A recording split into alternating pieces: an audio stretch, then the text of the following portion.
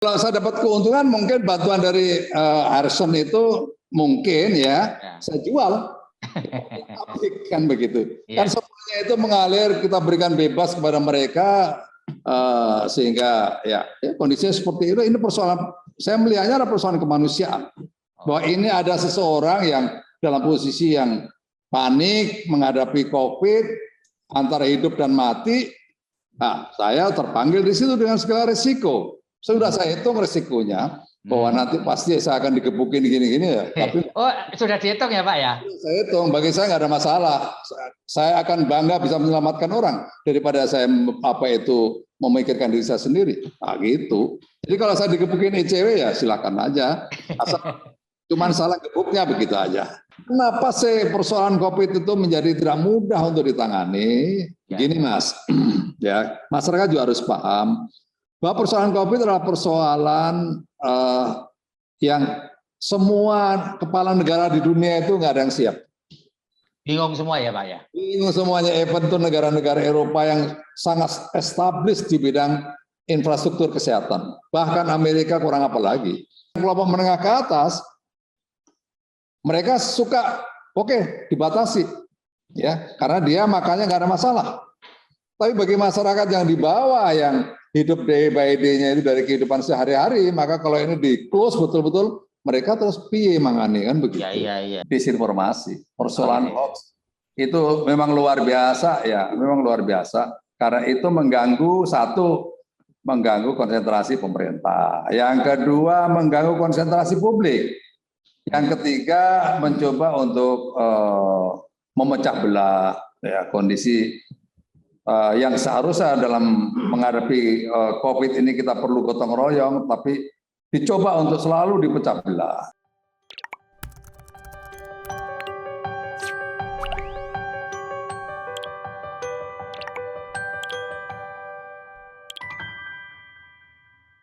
Assalamualaikum warahmatullahi wabarakatuh. Salam damai sejahtera buat kita semua. Om Swastiastu, Namo Buddhaya, dan salam kebajikan. Hai Tribuners, dimanapun Anda berada dan kapanpun Anda menonton siaran ini, saya Feby Mahendra Putra, Direktur Pemberitaan Tribun Network, mengajak Anda untuk bergabung dengan kami, karena kami pada kesempatan kali ini akan ngobrol gayeng dengan orang penting di negeri ini.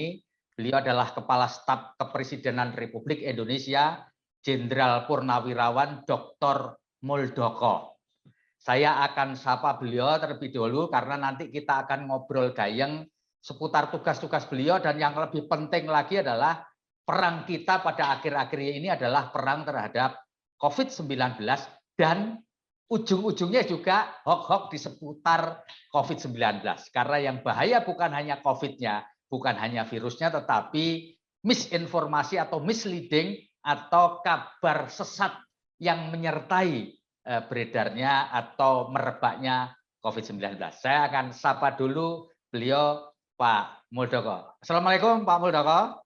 Waalaikumsalam Mas Febri. Terima kasih Pak Mul.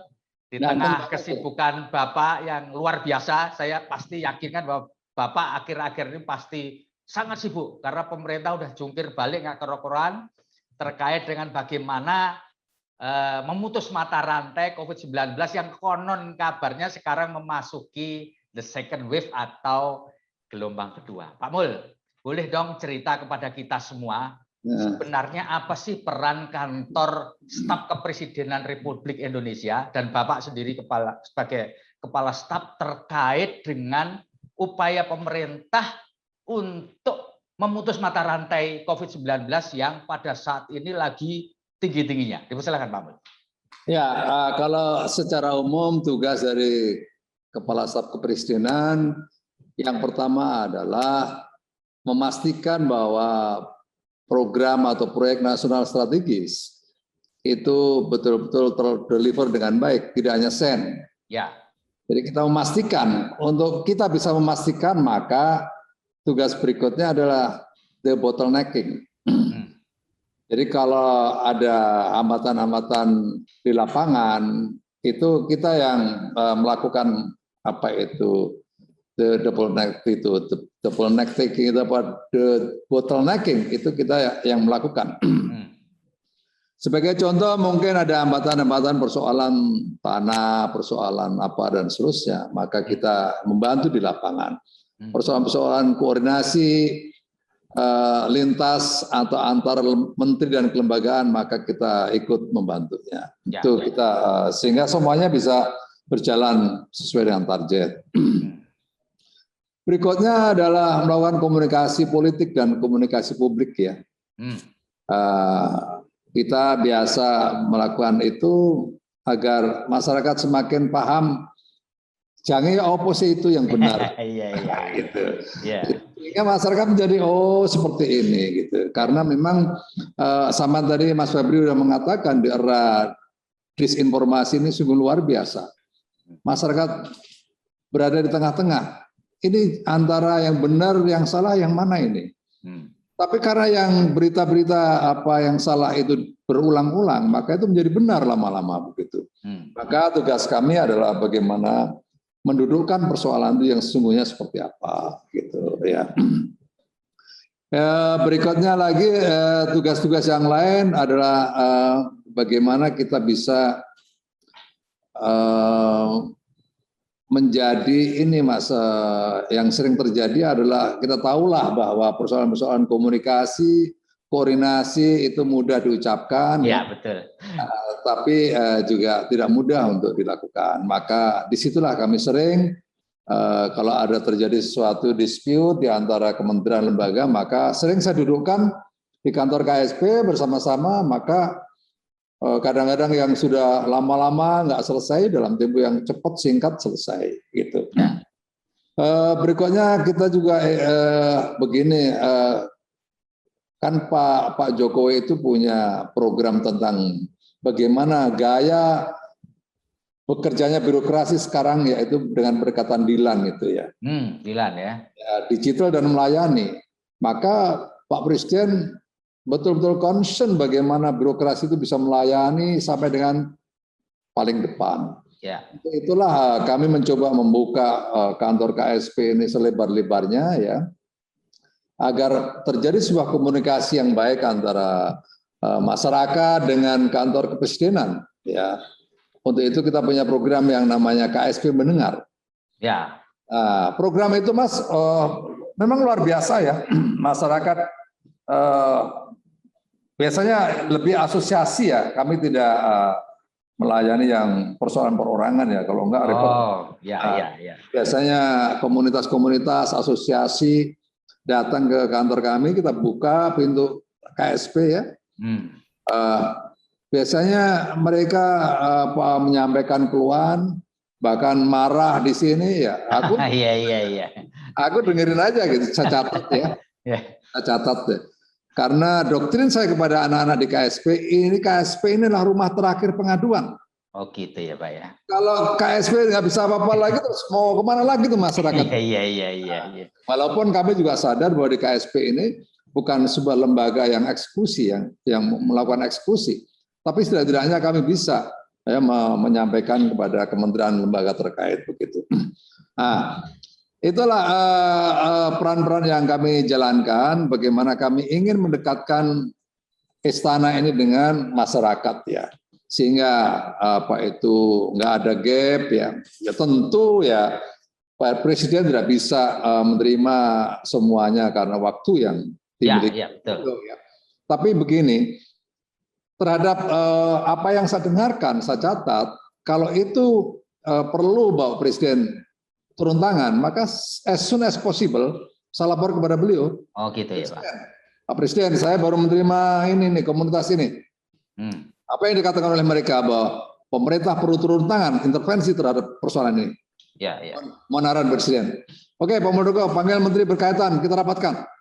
Itu. Kalau enggak, udah Pak Muldoko selesaikan. Itu. Ya. Contoh kemarin kita menerima masyarakat Simancirin dan Simalingkar terhadap persoalan konflik agraria yang berpuluh tahun nggak selesai ya. Dia melakukan aksi jalan kaki dari Sumatera Utara ke Jakarta beberapa hari. diterima oleh Presiden. Ya, setelah itu Presiden memerintahkan saya, Pak Muldoko beresin.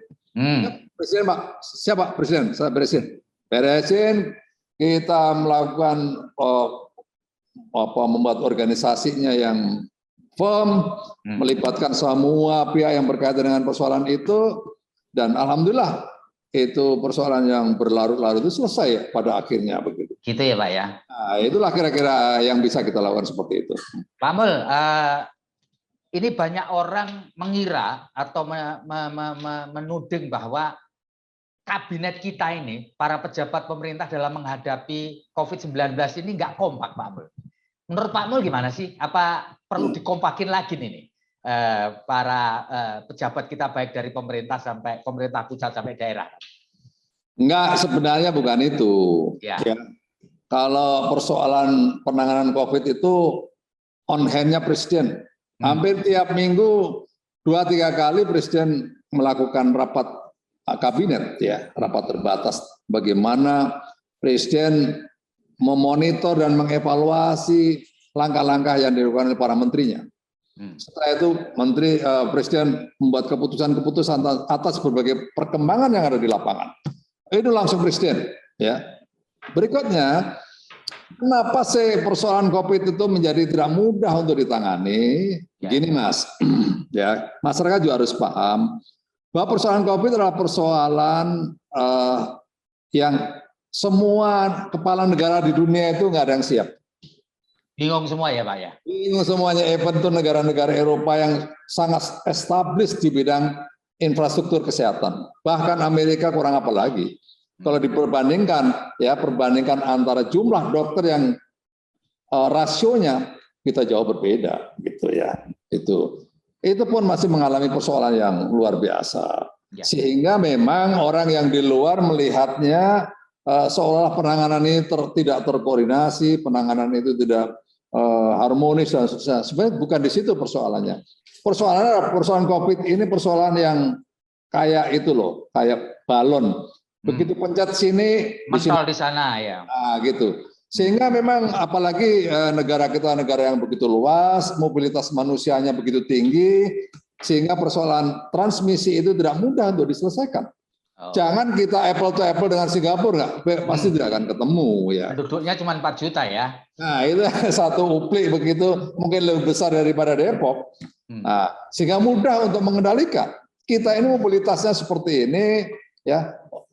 Begitu mobilitasnya dibatasin, masyarakat yang di bawah teriak kan begitu. Jadi tergantung bagaimana melihatnya. Mungkin yang kelompok menengah ke atas, mereka suka oke, dibatasi, ya, karena dia makanya nggak ada masalah. Tapi bagi masyarakat yang di bawah, yang hidup day by day-nya itu dari kehidupan sehari-hari, maka kalau ini di close betul-betul, mereka terus piye mangani kan begitu. Ini sebuah dilema tidak mudah untuk diputuskan. Untuk itulah Presiden bijak bagaimana melihat kedua-duanya dengan istilah gas dan rem itu. Persoalan COVID dan persoalan ekonomi. Begitu COVID-nya turun, ini digas. Begitu persoalannya COVID-nya naik, maka ekonominya direm. Nah, itulah kira-kira bagaimana mensiasati seperti itu. Pak Mul, itu kenapa Presiden harus sidak langsung meriksa apotek, ternyata obatnya nggak ada, begitu? Ini maksudnya apa? Apakah ingin memastikan bahwa kebijakan penyediaan obat itu di lapangan tidak ada hambatan atau gimana, Pak Mul? Itu seorang panglima. Panglima harus memastikan bahwa apa yang terjadi di lapangan itu betul-betul diketahui dengan baik. Itu Panglima, seperti itu. Memang harus begitu ya Pak ya? Oh iya, seperti saya jadi Panglima TNI, begitu saya memerintahkan kepada anak buah saya akan pastikan bahwa apa yang saya katakan itu berjalan di bawah. Nah itu biasanya orang ada tipe-tipe orang yang kodamar. Apa itu? Ya, kodamar Mas. Nggak tahu ya Pak. Komando pengendalian dari kamar, nah begitu. Sehingga tidak paham apa yang terjadi di lapangan. Pak Presiden ini sangat paham betul apa yang terjadi di lapangan. Sehingga persoalan-persoalan lapangan itu dibawa lagi ke meja rapat terbatas. Nah, di situ ada impact-nya nggak Pak Mul? Hasil sidak Pak Presiden kemarin di sebuah apotek di Bogor ada impact-nya nggak? Oh ada, impact-nya ada ya. Satu, Ini ada keluhan dari apa itu PB Farmasi diantaranya nih, ya. Diantaranya PB Farmasi, Pak kami kesulitan import obat dari luar. Karena apa? Karena persoalan transportasi. Kenapa transportasi? Karena ada pembatasan transportasi. Oke. Gitu. Oke, apa yang dilakukan oleh Presiden? Oke, Panglima TNI siapkan transportasi udara, siapkan Hercules untuk mendukung karena saya ingin cepat. Nah, itu. Jadi pakai jalur militer untuk nembusnya itu ya Pak ya. Di antaranya itu karena Presiden paham betul bahwa memang terjadi di lapangan itu tidak ada obat. Kalau Presiden tidak tahu situasi, mungkin nggak melakukan seperti itu. Nah, inilah seorang panglima itu seperti itu. Jadi dia harus tahu betul apa yang terjadi di lapangan. Itu. Jadi itu kemarin itu betul-betul akhirnya bisa jadi pelajaran bagaimana bisa menembus supaya obat-obat yang diperlukan masyarakat itu bisa tembus sampai ke pasaran yang paling bawah ya Pak Mul ya. Ya, ini kita sedang bekerja keras untuk itu ya. Kita sudah menginventarisasi negara-negara luar khususnya ya obat-obat yang import ya Mas ya. Khususnya yang itu ya. Karena obat-obat yang vir itu memang itu lebih dari luar ya.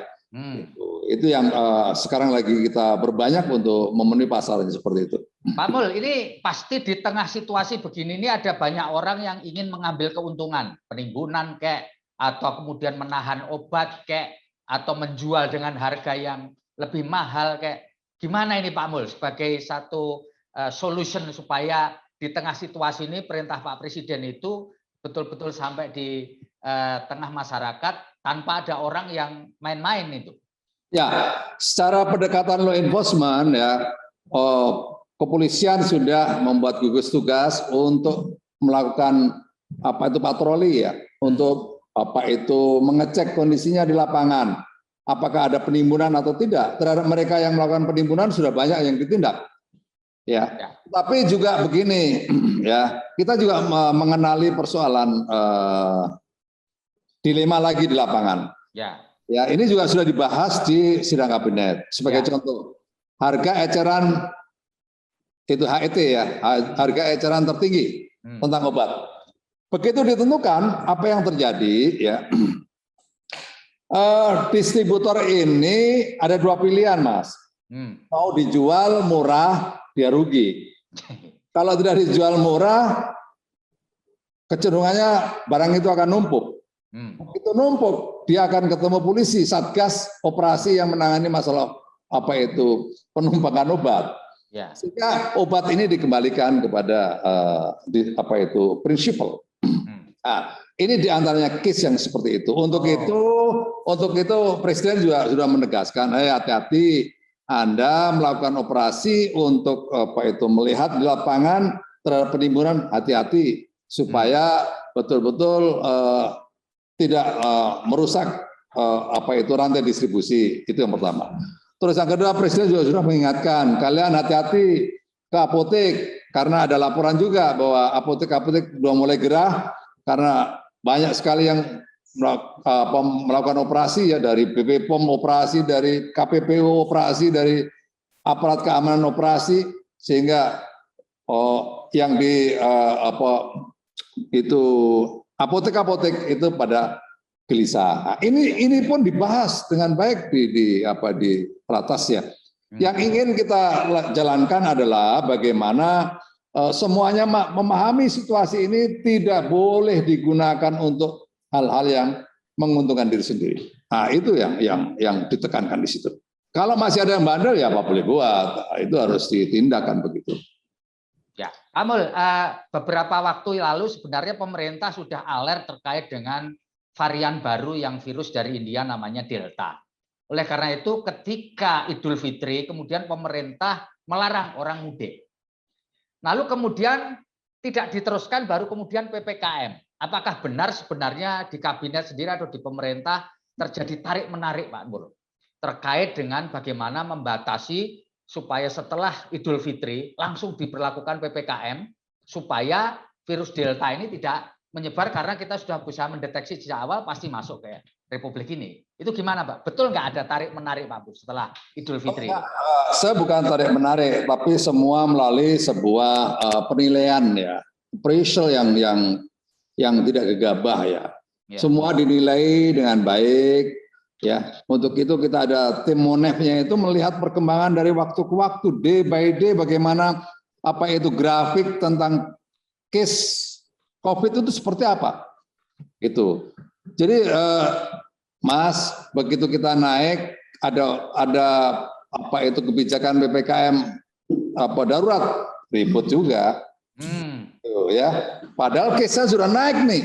Ya. Jadi kalau buru-buru case-nya belum naik kita melakukan sesuatu, wah ini apa ini dan seterusnya. Jadi memang tadi itu bahwa kebijakan dalam konteks case apa itu COVID ini memang sebuah dilema yang tidak mudah bagi siapapun. Bukan hanya bagi pemerintah, bagi masyarakat yang di bawah juga susah, bagi masyarakat yang kelas atas juga susah. Kondisinya yang seperti itu, bagaimana mempersepsi situasi ini menurut kepentingan masing-masing. Nah, itu di situ. Termasuk juga politikus.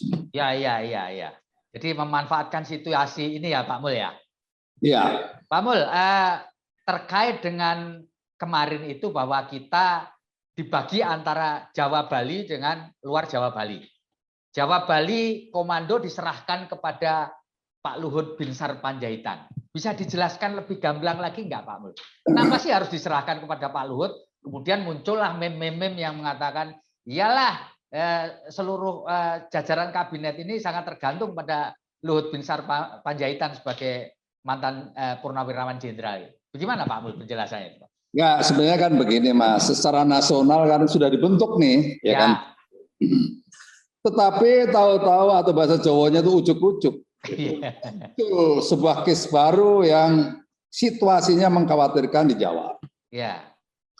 Biasa di militer juga begitu. Begitu kita melakukan sebuah operasi, ada kemunculan pada suatu tempat, maka buru-buru saya sebagai Panglima TNI membentuk task force baru untuk spesial mengatasi case yang baru itu. Itu hal yang biasa di dalam sebuah operasi, bukan sesuatu yang luar biasa.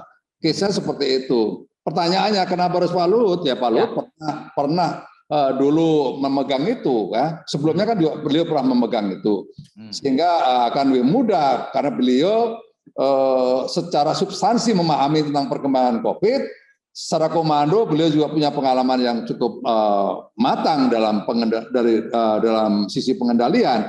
Jadi itu sebuah pilihan-pilihan yang nggak salah itu. Itu ya, Pak Mul. Akhir-akhir ini Bapak dirasani sama ICW karena ikut mengendorse sebuah obat. Ya. Ya. Ini gimana ini? Di tengah ini Anda disorot oleh Indonesian Corruption Watch. Bapak mengendorse sebuah obat yang untuk menangani ini, apa memang betul Bapak mengendorse itu Pak? Oh begini, persoalannya di ICW bukan persoalan itu. Persoalan di ICW adalah menuduh saya pemburu rente. Berarti saya di situ dilihat saya ingin mendapatkan keuntungan dari situasi itu. Nah ini saya jelasin dulu nih. Saya yang pertama menggunakan HKTI. Baju saya adalah sebagai ketua umum HKTI, bukan sebagai kantor kepala staf presiden. Ya. Tuh. Karena apa? Karena saya punya struktur di bawah. Ya. Struktur itulah yang nanti bisa mendistribusikan kepada teman-teman kita yang memerlukan. Ya. Nah, saya mempelajari bagaimana perkembangan ivermectin di negara-negara luar, di berbagai negara ya. Itu kita pelajari. Oh, negara ini berhasil dan seterusnya. Tuh. Berikutnya juga case-case yang terjadi dalam negeri. Oh, bahwa ivermectin itu obat cacing, tetapi ternyata bisa menjadi salah satu yang diunggulkan untuk menangani persoalan COVID. Dari kondisi seperti itu, saya mencoba komunikasi, ya, itu. Bagaimana Hersen, apakah Anda bisa membantu HKT untuk bisa didistribusikan kepada masyarakat yang membutuhkan? Nah, akhirnya beliau memberikan bantuan itu dan langsung bantuan itu diserahkan kepada cabang-cabang yang ada di Jawa Tengah, yang ada di Jawa Timur, yang ada di Kalimantan Barat. Sehingga saya juga tidak tahu barang itu seperti apa. Itu. Nah, Saya nggak ngerti, Harsen kenal pun juga kagak ya, aja begitu ya. Jadi tidak ada sama sekali apa. Jadi Pak Mul nggak dapat keuntungan atau dapat cuan dari situ ya? Ya kalau saya dapat keuntungan mungkin bantuan dari Harsen itu mungkin ya, saya jual. Kan begitu. Kan semuanya itu mengalir, kita berikan bebas kepada mereka sehingga ya kondisinya seperti itu. Ini persoalan, saya melihatnya adalah persoalan kemanusiaan. Bahwa ini ada seseorang yang dalam posisi yang panik menghadapi COVID antara hidup dan mati. Nah, saya terpanggil di situ dengan segala risiko. Sudah saya hitung risikonya bahwa nanti pasti saya akan digebukin gini-gini ya. Tapi sudah dihitung ya Pak ya? Saya hitung, bagi saya nggak ada masalah. Saya akan bangga bisa menyelamatkan orang daripada saya memikirkan diri saya sendiri. Nah, gitu. Jadi kalau saya digebukin ICW ya silakan aja. Asal cuman salah gebuknya begitu aja. Iya. Pak Mul, ini soal vaksin ini Pak Mul.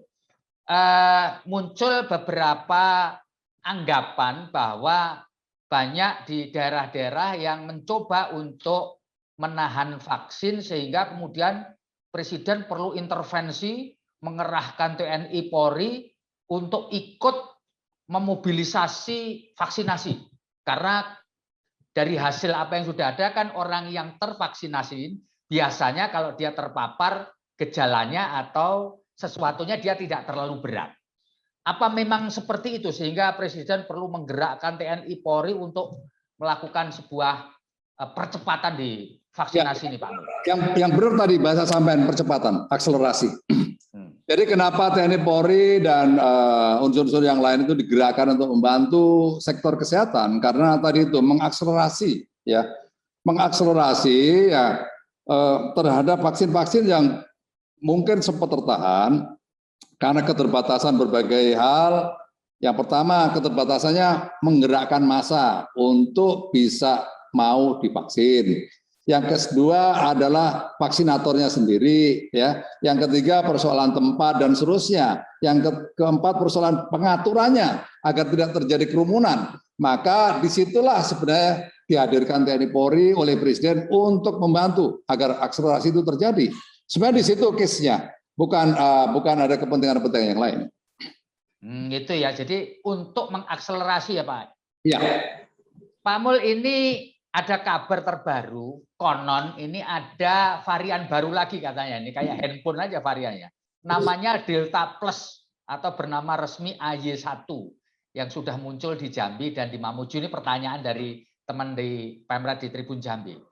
Pemerintah dalam konteks ini apakah Bapak Muldoko sebagai pelaksana Presiden sudah memonitor ini Pak, perkembangan varian baru dari COVID-19 ini Pak?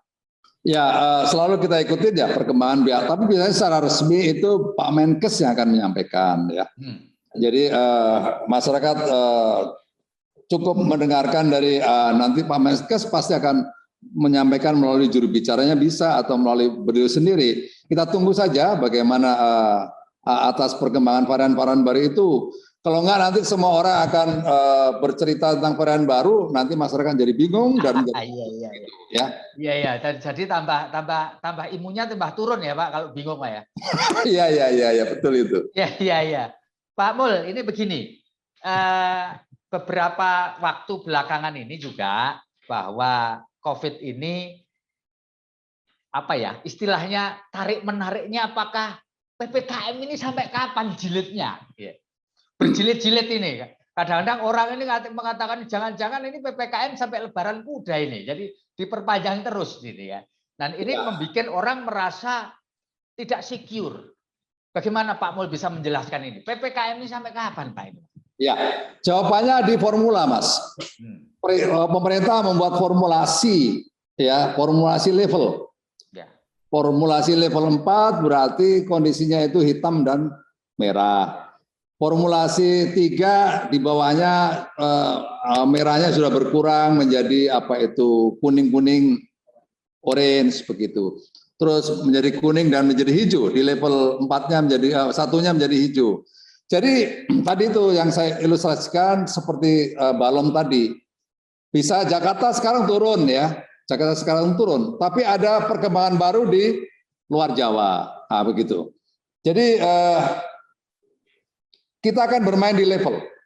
Kemarin Jakarta atau Jawa level 4, sekarang Jakarta sudah mulai turun, nanti bisa-bisa nanti pada awal Agustus bisa-bisa ke level 3 atau bahkan level 2. Tapi dari level 2 nanti bisa-bisa langsung ke level 4 lagi karena mobilitas manusia yang tidak terjaga. Nah, jadi memang kondisinya seperti itu, jadi kita bermain di leveling tadi. Memang cukup sulit mungkin bagi rakyat, ini apa sih pakai level-level begitu ya. Tapi kalau tidak seperti itu nanti membedakan antara daerah-daerah yang pemberlakuan ketat dengan yang kendor, dengan daerah-daerah yang tengah-tengah, memang juga nggak mudah. Untuk itu istilah itu saya pikir istilah yang sangat tepat, sehingga nanti begitu dinyatakan oke, Surabaya level 4, maka kewaspadaan terbangun dengan sendirinya. Itu. Jadi itu yang diinginkan ya. Pak Mul, ini ada sejumlah pihak dan politisi membuat imbauan. Wis presiden ngangkat bendera putih aja lah. Katakan nggak sanggup, lalu kemudian minta bantuan negara lain. Jadi ada desakan kibarkan bendera putih. Gitu. Ya apa Pak Mul? Ya, Pak Mul? Ya. Itu mungkin nggak punya bendera merah putih kali. Lalu Partai Demokrat ini Pak Mul. Oh kita punya bendera merah putih kok begitu. Jadi begini, pemerintah firm dalam konteks ini ya. Jadi nggak usah lah mencoba-coba berbagai istilah yang seolah-olah pemerintah tidak firm dalam situasi ini. Saya nyatakan pemerintah sangat firm, sangat stabil dalam menghadapi situasi apapun situasinya sampai dengan saat ini. Itu pahami dulu itu. Jadi jangan melihat seolah-olah pemerintah begini dan begitu, enggak, no. Ya. Kita firm, ya. Jadi kita masih percaya diri bahwa kita sanggup ya Pak ya. Oh ya pasti, kita sangat optimis Pak, sanggup. Tetapi ya Presiden juga mengatakan kalau ada negara lain membantu silahkan gitu.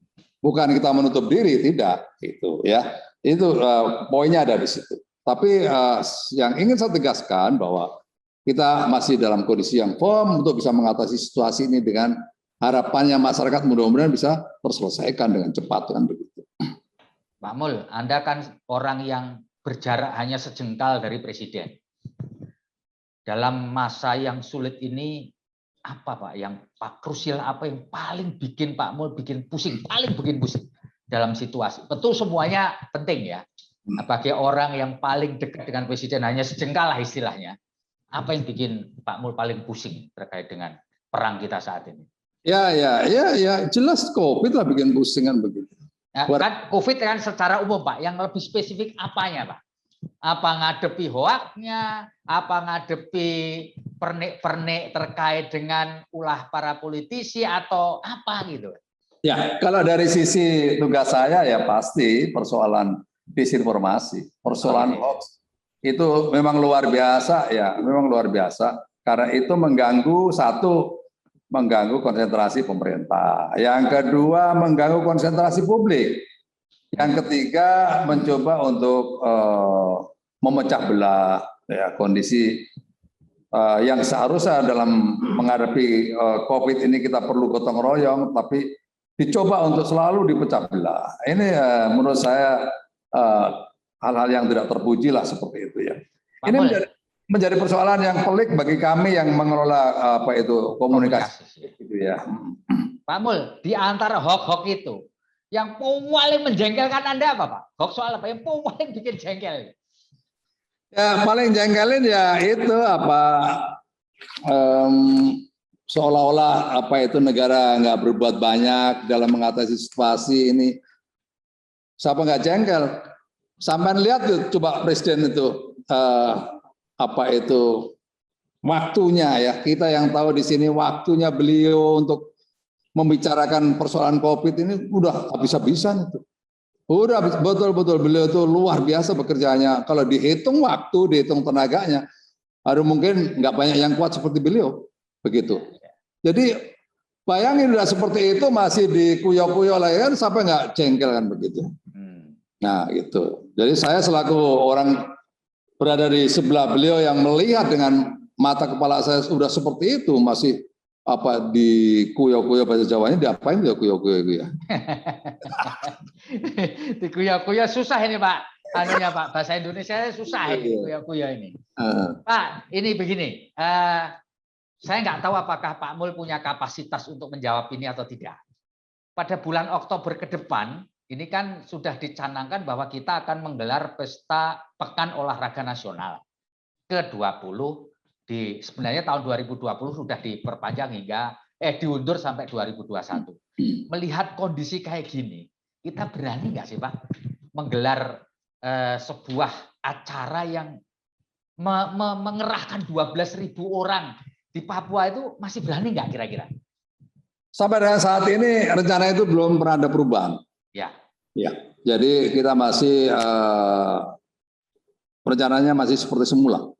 Belum ada tanda-tanda akan ditunda, belum ada apa pernyataan-pernyataan lain kecuali bahwa jadwal itu seperti apa yang telah direncanakan. Tidak ada perubahan.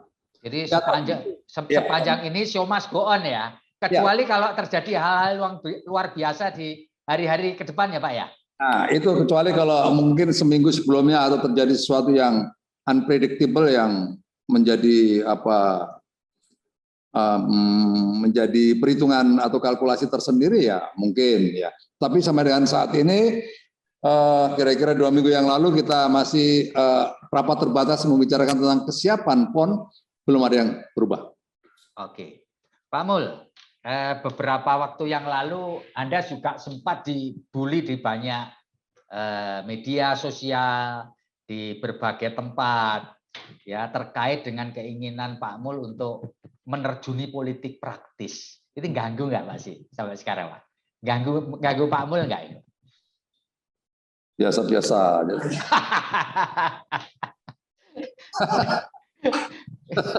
Enggak kok tiba-tiba waktu itu lalu Pak Mul jarang muncul gitu, apa ganggu atau bagaimana setelah dibully sejumlah pihak terkait keinginan Pak Mul untuk ikut involve di sebagai politik praktis dalam konteks ini di Partai Demokrat gitu loh Pak Mul. Gimana ini kelanjutannya Pak Mul? Apa bisa cerita sedikit Pak Mul? Ya setiap langkah ada strateginya kan begitu. Oh, iya. Mari wis, kono maneh. Baik Pak Mul, ini ada beberapa teman yang ingin bertanya langsung kepada Pak Mul. Ini pemimpin redaksi kami di Tribun Sumsel, Ibu Hajah Weni Rambiastuti ingin mengajukan pertanyaan. Silakan Mbak Weni. Baik, terima kasih kesempatannya Mas Febi. Assalamualaikum Pak Muldoko.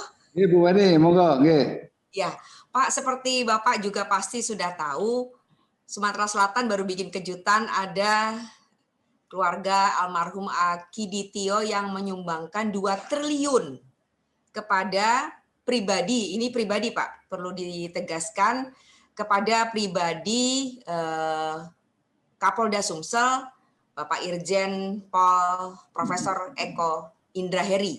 Nah, kami sudah wawancara dengan Profesor Hardi yang membawa keluarga tersebut kepada Pak Eko, tetapi kami ingin tahu apakah Presiden sudah tahu dan apakah ada rencana untuk memanggil atau memberikan penghargaan Bintang Mahaputra atau apa, karena dalam sejarah filantropi ini angka yang sangat luar biasa. Apakah sudah tahu? Itu pertanyaan pertama. Yang kedua, saya tertarik dengan apa yang tadi Bapak sampaikan tentang hoax. Bahwa berita atau informasi yang tidak benar karena seringkali ditampilkan, maka kemudian niscaya akan dianggap benar. Karena orang cenderung percaya apa yang dia ingin percaya. Bagaimana Anda sebagai Kepala Staf Kepresidenan bisa membangun narasi, menyampaikan informasi, atau melawan hoax, mengajak semua pihak mengatasi hal ini? 2 itu aja Pak, matur nuwun. Ya, kalau terima kasih Bu Weni. Kalau Presiden tahu pasti tahu sudah dari media ya, karena situasi itu kan mendadak ya. Tapi yang kalau tadi Ibu mengatakan apakah perlu yang bersangkutan nanti mendapatkan apa itu gelar kehormatan apa itu penghargaan lah Pak. Apa tadi Bu yang dikatakan tadi? Mahaputra, Pak. Penghargaan. Mahaputra ada Mahaputra ya, ada Mahaputra 4 ya. Mahaputra itu ada utama ya, ada nggak perlu itu ya. Tapi intinya begini, seseorang akan mendapatkan bintang Mahaputra, satu harus ada yang mengajukan. Bisa aja nanti beliau itu diajukan oleh pemerintah daerah, bisa, oleh asosiasi atau apapun bisa ya. Kebetulan saya juga wakil dari Dewan Pemberian Tanda Kehormatan. Wakilnya Menko Polhukam. Hanya mungkin kalau tahun ini ya belum bisa, karena ini sudah dibahas untuk bulan Agustus. Tapi kalau umpamanya untuk tahun depan bisa aja itu segera diajukan. Nanti Dewan akan membuat menghitung ya, akan dihitung dari sisi berbagai macamnya pertimbangannya, persyaratan dan seterusnya. Nah, itu bisa. Kalau dari pandangan saya secara pribadi ya mestinya bisa. Karena sumbangan itu betul-betul memberikan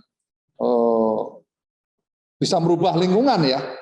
Begitu ada uang 2 triliun bisa berubah lingkungan itu. Bisa membangun rumah sakit, bisa ini dan seterusnya gitu. Jadi menurut saya sih sangat mungkin bisa. Sangat mungkin bisa. Berikutnya bagaimana menghadapi persoalan hoax ya. Memang kita di sini ya selalu memitigasi berbagai isu-isu yang berkembang. Jadi setiap hari Bu kita melihat isunya apa saja. Isu bisa 7, entar lagi 9, entar lagi 11 dan seterusnya. Kita ikutin isu itu day by day. Berikutnya kita akan membuat narasi tunggalnya untuk mengatasi ini bagaimana. Terus bagaimana melibatkan berbagai kementerian dan lembaga yang jumlahnya tidak sedikit, itu bagaimana kita mengoptimalisasi kita lakukan. Berikutnya memang ada tim khusus yang menangani persoalan-persoalan penanganan isu. Sehingga isu itu tidak bisa lepas, harus dikawal terus sehingga sampai dengan isu itu pada akhirnya ada counternya Bu, ada counternya. Kalau enggak nanti itu menjadi liar dan seterusnya akan menyulitkan. Untuk itulah selalu kita ikutin. Di sini ada seperti kayak Tribun juga ada dewan redaksinya yang memang melihat bagaimana isu itu harus diselesaikan. Itu kira-kira, kebetulan saya hanya orang lapangan yang pandainya di lapangan gitu. Tapi ada tim ahlinya yang di sini yang menangani persoalan-persoalan tersebut. Itu kira-kira Bu. Ya. Oke, terima kasih. Mas Rahmat Hidayat, silakan. Ya, terima kasih. Terima kasih sebelumnya atas waktunya Pak Muldoko. Memang sudah kita rancang sejak lama untuk bisa bersilaturahim dengan Pak Muldoko. Nanti pasca PPKM insya Allah saya akan mendampingi Mas Febi untuk silaturahim dengan Pak Muldoko secara langsung. Kira-kira pertanyaan saya begini Pak Muldoko. Beberapa waktu lalu kalau nggak salah bulan Februari lalu itu Pak Doni Monardo ketika masih menjabat itu menjelaskan usai rapat kabinet di istana bahwa tepat pada HUT RI tahun ini itu pemerintah memastikan akan mampu mengendalikan pandemi ini atau mengendalikan COVID-19 ini. Nah, yang ingin kami tanyakan adalah target apa sih sebetulnya yang ingin dicapai oleh pemerintah? Kemudian akan diumumkan bertepatan dengan peringatan HUT RI pada tahun ini. Satu itu. Kedua, berapa sih sebetulnya target pemerintah bagi warganya yang kira-kira harus divaksin? Kemudian apakah stok vaksin itu bisa dipastikan bisa dicapai atau bisa didistribusikan sampai ke seluruh wilayah Indonesia. Kira-kira seperti itu Pak Muldoko pertanyaannya. Terima kasih. Ya, terima kasih ya. Memang sekali lagi memprediksi apa itu COVID ini tidak mudah ya. Tidak mudahnya karena tadi varian-variannya yang selalu berubah. Terus yang kedua, tidak mudahnya karena kita belum bisa dengan cepat menyelesaikan vaksin. Itu sungguh sangat pengaruh karena vaksin menurut saya adalah salah satu game changer yang bisa merubah situasi gitu. Nah, untuk itu pemerintah juga memikirkan, kan kita juga tidak bisa hidup begini terus di lingkungan COVID seperti ini. Maka dulu pernah Pak Presiden 8 bulan yang lalu pernah mengatakan kita harus berdamai dengan COVID. Itu maknanya apa? Maknanya kita ya harus bisa adaptable dengan situasi. Seperti Singapura kemarin mencoba untuk merumuskan bahwa COVID adalah apa itu flu atau influenza biasa, gitu. Nah, bisa aja nanti situasi itu juga akan menjadi pertimbangan bahwa pemerintah bisa mengarah ke sana. Berikutnya target vaksin ya. Targetnya Presiden sangat jelas bahwa setiap hari itu 1 juta kita menuju ke 2 juta, berikutnya menuju lagi 3 juta ya, dan seterusnya. Karena Presiden betul-betul ingin mengejar agar target vaksin ini segera terselesaikan ya, agar segera terselesaikan. Insya Allah nanti pada bulan Agustus akan datang lagi, September akan datang lagi ya, pastinya bahwa target-target itu insya Allah lah bisa terpenuhi. Begitu. Ya, terima kasih. Baik, Mas Ribut dari Tribun Jogja, dipersilahkan. Mumpung ketemu Pak Muldoko, Pak Ribut dari Tribun Jogja, Pemret Tribun Jogja. Lanjut, Mas Ribut. Mas Ribut. Halo. Ya, lanjut. Halo. Ya, lanjut, Pak. Halo. Dengar. Ya, Mas Ribut. Terputus. Halo. Halo. Ya. Halo, Mas. Ya, lanjut, Mas Ribut masuk. Halo.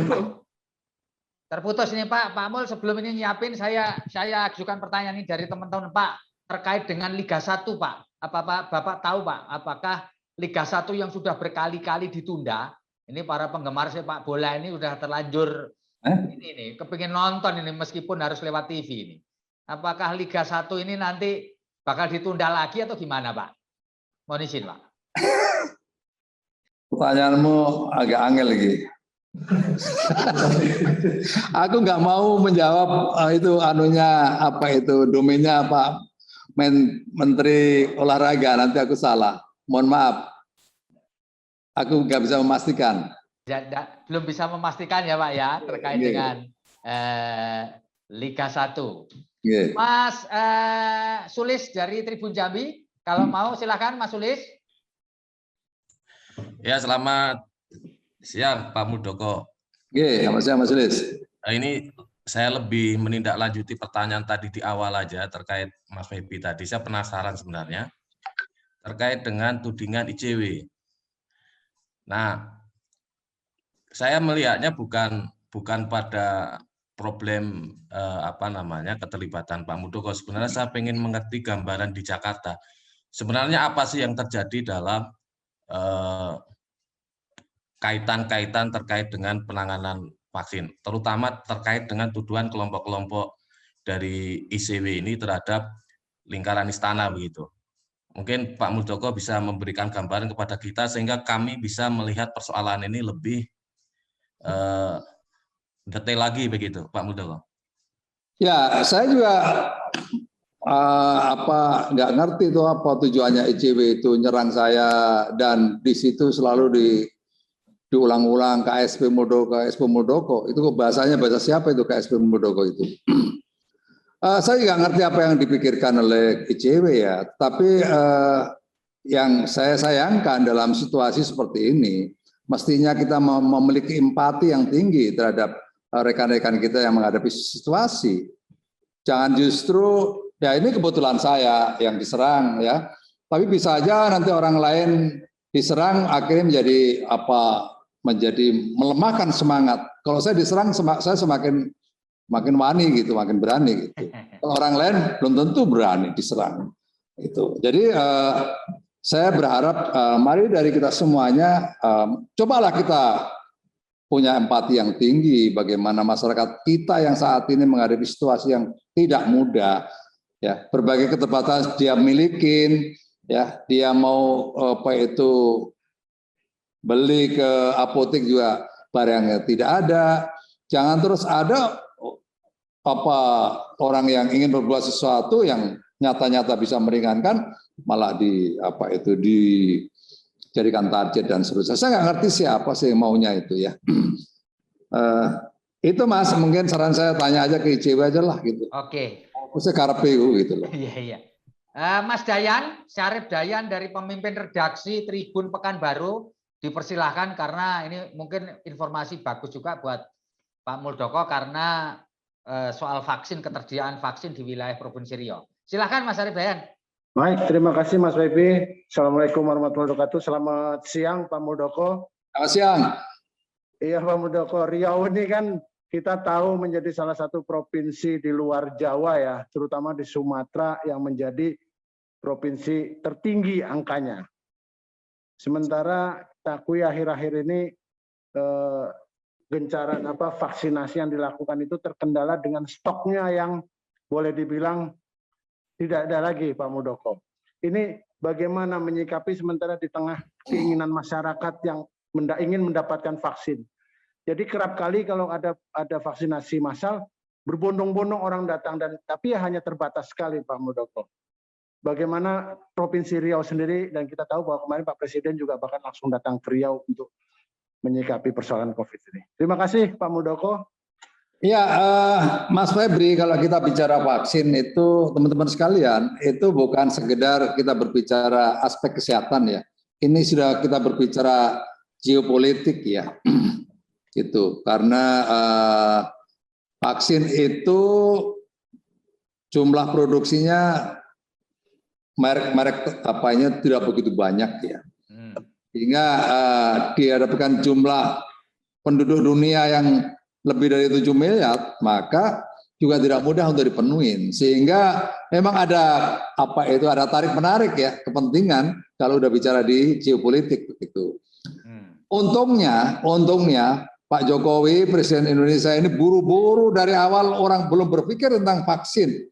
Beliau sudah buru-buru berpikir tentang vaksin Sinovac itu. Sehingga mendapat jatah yang cukup banyak. Bayangkan kalau waktu itu masih mikir terus dan terlambat, maka semakin parah lagi kondisinya. Tapi Mas Dayan, bahwa secara bertahap ke depan kita punya tambahan-tambahan vaksin ya. Jadi insya Allah nanti akan bisa terpenuhi ya. Tapi sekali lagi bahwa jumlah itu tidak bisa blok 100 juta itu nggak bisa. Ya kemarin ya akan tahapan 3 juta berikutnya menuju ke 30 juta itu sudah ada gambarannya seperti itu. Mas Febri mungkin cukup ya. Oke, terima kasih Pak Muldoko. Kita tepat 1 jam sudah ngobrol gayeng dengan Pak Muldoko. Sekali lagi atas nama Tribun Network ya yang merupakan satu perusahaan pers yang ada di seluruh Republik ini mengucapkan terima kasih, salam sehat. Tribuners, kita menyampaikan terima kasih sekali lagi pada Pak Muldoko. Kita bertemu lagi di lain kesempatan. Saya Febi Mahendra undur diri. Assalamualaikum warahmatullahi wabarakatuh. Waalaikumsalam warahmatullahi wabarakatuh. Terima kasih Pak Muldoko.